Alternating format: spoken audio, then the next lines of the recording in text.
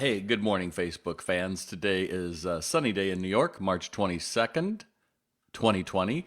I'm glad you're here with me today. I always have a tip if you're doing Facebook Live. You always want to wait a little bit before you give the real information because it takes a while. There's a little delay between when you push start and people find it. Usually it's about 30 seconds. So we're at about 25 seconds now, and I have my first viewer. So even though I know they're out there, that delay is always kind of important to wait around, which is why I always say, hi, I'm Bob Phibbs, the Retail Doc, and glad you're here today. You can find out more about me at retaildoc.com, DOC.com, and please type in where you're joining me from today across the world. I know we have people in certainly a lot in the U.S. where I'm based, as well as around the world too. So it's funny, I don't know about funny, but it seems like I've been on Facebook more than I've been in my entire life, talking to you all, trying to be the voice of reason for you. And I was flashing out that this morning. I was in Los Angeles back in 1994, and the big earthquake hit. It was called the Northridge quake, and it destroyed some malls, and the freeways were all down. We woke up. It was a really long tremor. It went a long time, and you turn on the news, and it's LA's economy will be destroyed for the next 2 to 3 years. It's going to take that long to get the freeways going. No one will be able to get anywhere. The side streets will be, and that's what we listened to for those first several weeks. 2 months later, the freeways were all up and running. And it was like, well, what was all that worry about?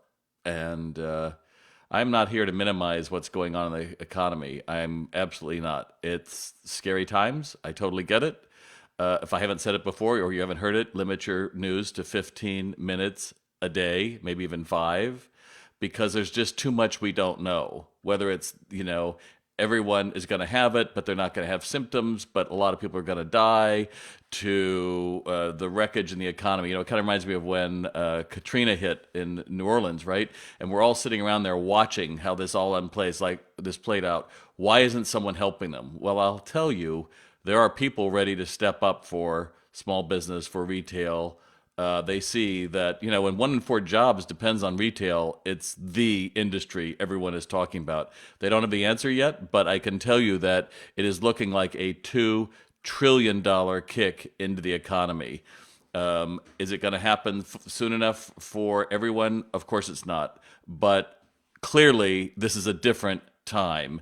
And instead of going to all the things that are horrible, I have to be the voice of reason. You might have noticed that I have changed my Facebook header that in hope I am fearless. I have to believe that. I have to believe that business is coming back. I have to believe our consumers are coming back because I'm planning on doing that as well. Are there going to be weak retailers are going to be knocked out? Of course. Some small businesses, of course. But everything says that the fundamentals are still there, that we can get through this, but it's going to come down to our attitude about this. I was talking to a woman in New York, and she said as soon as New York said non-essential businesses close, she instantly said, I've got to fix my website. I've got to find a way to make sure that I'm doing even better. And that's what my message is for you today, this Sunday morning, which is quite simply the clock is ticking. The clock is ticking for when we're going to get through this. The clock is ticking for what it looks like when the consumer comes back. Are you going to be ready? I know it's easy to sit on the couch and watch Netflix or get caught up in the black hole of the news.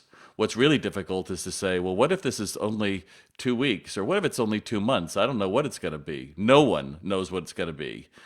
But what if I haven't done enough to get ready for my business to be ready? Am I going to look back at this time and say, damn it, I wish I'd done something? I think I shared with you on my webinar I did on Friday when the 2008 recession hit, and I lost 4 of my main clients, and I didn't market for 9 months because it's like, well, I have to wait till the market's ready. And I lost a lot of business from that. As you know, if you're on my mailing list, I went ahead and sent out our features and benefits course. We'd worked on it for 4 months. We launched it at probably the worst time, and yet people are buying it because they're saying, I need to get ready. I need to get ready. That's my message for you today. I need to get ready. And whatever that's going to look like, whatever that feels like for you, we have to hold that. And boy, there's an awful lot of you who joined this morning, and I appreciate this morning. Give me some thumbs up, give me some love, because otherwise Facebook's going to say this is just some guy talking in a pink shirt for spring, and I want to make sure it goes somewhere. So, a few ideas I have for you is it only matters what you do when this is all over. It only matters when you get to the end, because ultimately you're going to have to say this was the demarcation point where I finally stepped up and said I'm going to do this and this and this, and not say, well, it'll take care of itself, because I'm not doing that. I'm actually marketing myself as a speaker, and I'm saying, I'm ready to go in June. Let's bring it. Because I think a lot of people are going to be really afraid of, oh, we shouldn't bring people together, until it's going to be all clear. There's not going to be an all clear, like the risk is gone. Risk is always there in retail. Risk is always going to be there. I think the conference producers who realize that people are going to have to come together again. I think the retailers that aren't going to buy the notion that online is now the new way. They learned how to do it, they're going to do it. No one's going to go to a restaurant again because they've all ordered takeout. We're going to be sick of takeout. I'm already sick of takeout, and I've only been here for 2 weeks. At the end of the day, we're going to find normalcy, but are you going to be ready to help us? So the few things that I would say in that order is training. If you are still saying, I don't need to train my employees, they're all trained, I guarantee you they're not, because most people have not trained on anything other than product, and product, we all get that online. If they're able to be empathic, to create a connection, engage a stranger, discover the shopper, and make the sale, those are the people who are going to do it. In fact, it's interesting how I've had people sign up for Sales RX because they're looking at the future and saying, well, I've got downtime anyway, I'm paying for my employees, what the hell else am I going to do for them? That's one. Number two is making sure that you clean your dang store, and that means more than just, oh, we're going to disinfect. It's like, now's your time to reopen it. In fact, there's a post I'm going to have next week is going to be called The Great American Reset. It's so American-centric. Sorry, I want to say the global reset, but it just doesn't have the same ring. But the whole idea is getting ready for what we're doing to relaunch. So training is really important. Number two is get your own house in order. If you're still coming online to me and asking what's open to buy, you still don't know your turn of your goods, you don't understand your financials, guess what? You can go online and learn all that stuff really quick. And when you learn it, you're going to be a smarter business person. You're going to be like, holy crap, I've been leaving money on the table. That's the attitude that I want for you. Number three is you're going to have to sell your way out of this.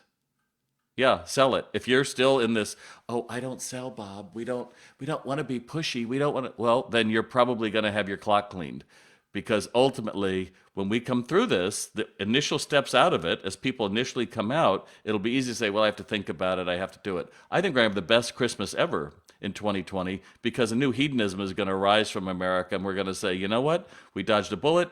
We're going forward. I'm not going to put this off anymore. And that's the attitude that I want to market with as we get closer to it. And I hope you do as well. So understand you're going to have to sell your way out of this. And that's not only just now, but that's going to be afterwards. And you have no excuse to say, oh, I'm too busy. I don't have time. I guarantee you have time. And then also understanding that, social media costs nothing except your time. So if you're one of those people like, oh, I don't like Facebook, I'm not on Facebook, I think it's stupid. Well, good for you, but I can guarantee your competitors are figuring this out right now. And they're understanding that selling virtually online can happen. They're even realizing they can do it from their own home. They're realizing that I've got to stay in communication with my customers. In fact, I'm going to put a whole blog up today is on retailing in the time of COVID-19. So I hope you'll check that. It'll be on the newsletter if you're on my newsletter list already, so you don't have to worry about that as well. But ultimately, the goal is you're going to have to mind what you're putting in here.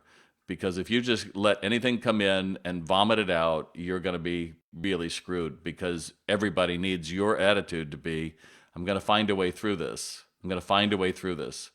I guarantee you there have been generations in your life that have had to do that. Generations came before you that figured this out, whether it was in big cities or small. And the time now is to understand that. And then my other one is you should be checking the SBA.gov site many times a week. It's all changing. It's all fluid.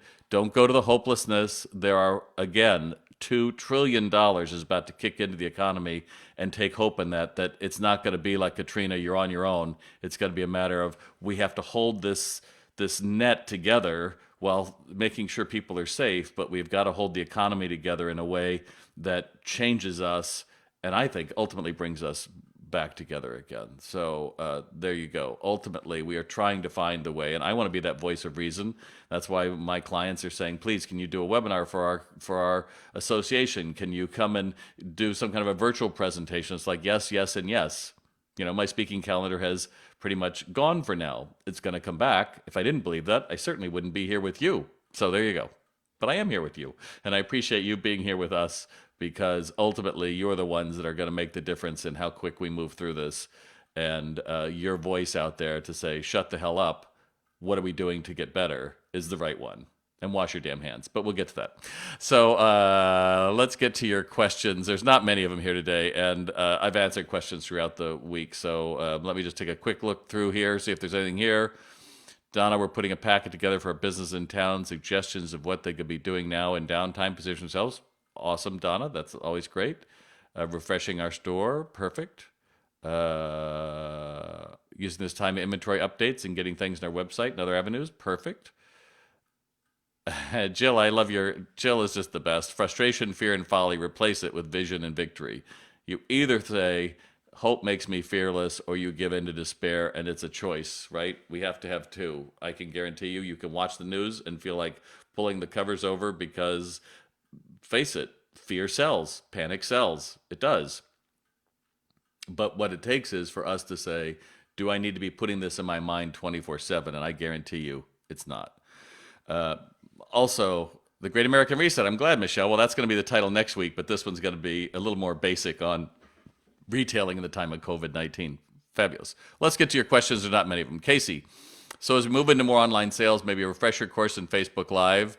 I am starting the Facebook Live for the next 2 weeks. Starts tomorrow. It's $2.99. If you're interested, send me an email or DM me. I only have 2 spaces left.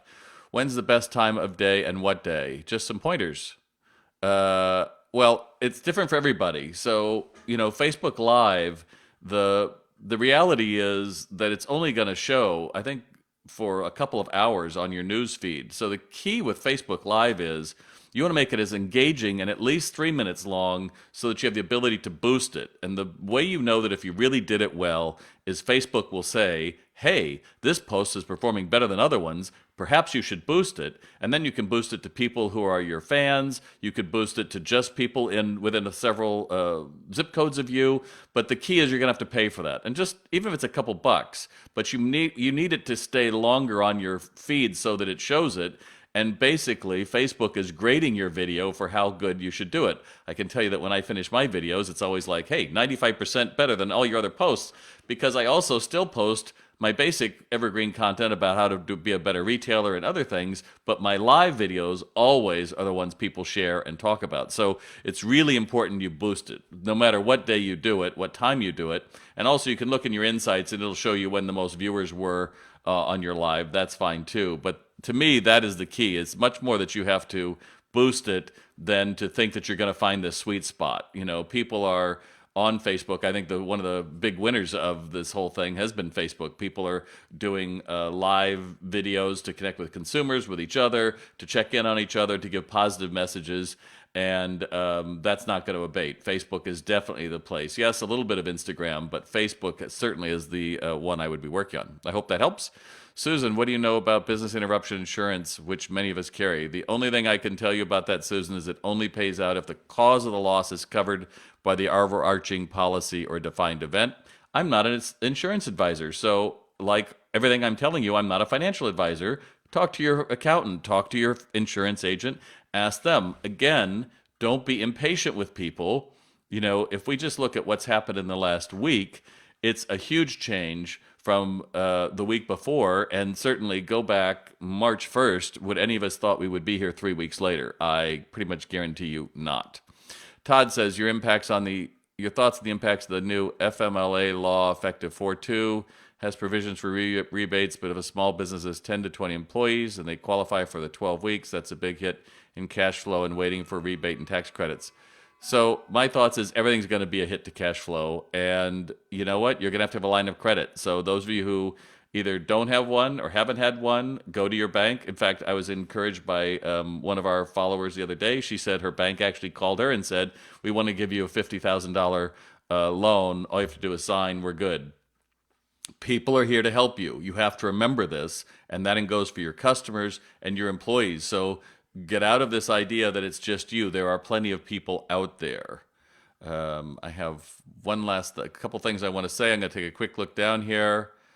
Uh, Melanie, hi from the UK. I've changed up my life now to create positivity and community feeling, and it works too. I am totally with you.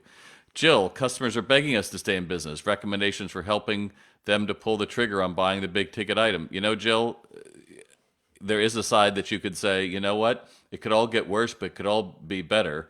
And, you know, if you really want to be able to do this now, why not? And then just shut up. No one's looking, if someone's looking at, and I know, Jill, you sell pretty high-end machines. If someone is looking at a sewing machine and she's in your store and actually going through it, the simple question is, why not now? You know, why not? And just live with that and see what happens. Because ultimately, there is no easy way to close somebody in a sale when there's uncertainty. But I can tell you, if you've got somebody who is actually listening to you, why not? Uh, Kevin, a few of Shakespeare's best plays were born out of crisis and quarantine, so now's the time for us to get creative. Dude, I totally love that. Uh, and Heather, you can also add your videos to your story. Good point. I boost posts all the time. Casey, great advice on the live. So trial and error on the times. Exactly. You know, people are like, but I don't look good on it. I did this on my webinar. Just always remember, hold the camera the right way, please. I hate seeing somebody's video where it's like, nobody really wants to. It's not called Nosebook. It's called Facebook. It's face. And, you know, I don't always smile because I get a little in my rants. Some of you might know. Doesn't seem like I'm going to rant today. I don't have enough to get me going. But make sure it's Facebook and it's encouraging. Um, Sandra, we're a small gift and gourmet food store. We do daily Facebook posts with promotions. I don't think that's necessarily the best way to go. Do we have to do Facebook lives with us in person? Yes, you do. We have a larger store wondering if we should brand the store name not to our faces, as there are two of us who own the store. It's a Facebook page. It's a business page, not your personal page. So yes, it is the business that should be using, Sandra. And just doing promotions, the reason people aren't buying has nothing to do with 20% off. The reason people aren't buying is they're afraid and a lot of other things. So be of value, be of service. And the other thing I wanted to bring to all of you is it's about your customers. It's not about you. Ultimately, we've got to find a way to do that. Uh, uh, I'm not quite sure what that means, Christine. I was told no doesn't cover Corona. I don't quite get that, but all right. Uh, Customers love my Facebook Lives. Great. Heidi, I checked my insurance a few years ago. They removed the pandemic virus as a reason to claim. What did they know? Yeah, I don't think anybody knew that. Boom after the crisis can be big, especially for physical stores as people want to socialize more and don't want to stay at home with Amazon. Mark, I am totally in that with you. Idana, should retailers get extra credit cards also? You know, I said about this in my Zoom webinar that, you know, short term credit cards may keep you alive. Again, when the crisis hit me in 2008, I had a house that hadn't sold in California and a house in New York that I bought, and like no income coming in. And yeah, credit cards did help me out. I'm not telling you should do that. Do whatever you want to do in your financial situation. But I think you have to live another day. That's my message to you. Ultimately, my goal is that you do whatever it takes to be able to live another day. And that's what we have to be looking for. Otherwise, it's just too overwhelming and it's just too hard. Um, all right, so I asked Hillary Blair. Hillary is just such a great voice. She's out of Denver, Colorado, with a company called Articulate, and it's all about using your voice in leadership. And I asked her for some thoughts, and she sent this over to me this morning, which I really thought was good. Clearly, openly and honestly share what's going on for the business. Although I'm a big proponent of sharing where we as leaders are emotionally, I feel at this time that saving the fearful or doubting conversations for fellow leaders and not with your team has to be the better choice. This is different than our usual mode of operations. They have enough to worry about without knowing our fears. Usually, open honesty can build team connection. Now they just need reassurance that we can lead them through this. And that's as much true for your crew as for yourself.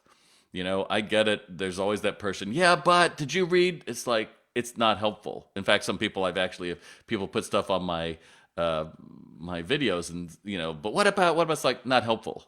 You know what's helpful is seeing people like Aaron Blanton, who's showing in Puffer Bellies down in Virginia. Here's all the orders we're putting together, and here's what we just got in, and here's the order that I'm driving to deliver, and bringing that hope back to community. Ultimately, if we don't hold on to hope, if we don't bring hope to others, then we failed as retailers, because that's what retail does. People don't go into retail stores depressed. They aren't buying because they're depressed, right? They're buying because of hope. I'm going to feel better. I get the guy, I get the girl, I get the job, I feel better at myself. It's really tough when we're not going out to show those kind of things, right? Look what I got. Look how I did it. So it's going to be different for us. But your goal is to end up giving us that message that we're going to find our way through this, and together we're stronger. And I think that's a stronger way for you to market as well. So unless there's any other questions here, Kathy, we're doing online class so alongs to make sure they stay engaged. Totally perfect, Kathy. I love that idea. Start thinking about a party to throw when you can reopen your brick and mortar to customers. They'll be excited for the party. Love that idea as well. Advice for furniture stores. How are they handling delivery service aside from curbside if non-essential are closed but online services are open? Taylor, I think you just got to find your way through that.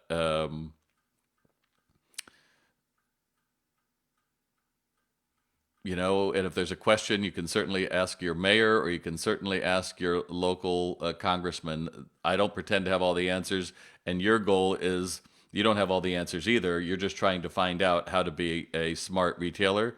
Will there be a point where public opinion turns against you if you stay open, even though there's no mandate to close? Good question, Terry. I said somewhere this week, it's a little bit of a blur. I have people who watch me who think this is all a bunch of crap, and then other people who feel like it's the end of days. And I think most people are in between all of that, and it varies from time to time. So, public opinion turning against you, I don't know. I think New York and California have taken the most aggressive standards in the state to close non-essential and say stay at home. But I think the message is out for most people. So I don't know that I'd be worrying about public opinion in that respect, unless you were totally, you're saying I'm going to stay open in spite of what people say, and I think that gets a little gray. Don, our customers are thrilled we're open so they can get their pet food and prep for gardens, but my husband is getting pissy. We're all getting pissy. All right, fair enough. So I'm going to close this down today. We have so many of you live, and I appreciate your shares and your love. Please give me some thumbs up if this is value for you, if you like a voice of reason instead of a voice of panic. And limit your news to 15 minutes a day. Vet anything you share on Facebook. Check out sba.gov. Wash your damn hands. And remember, in hope, I'm fearless. I'm Bob Phibbs, the Retail Doc. We'll be talking through the week. Thanks so much.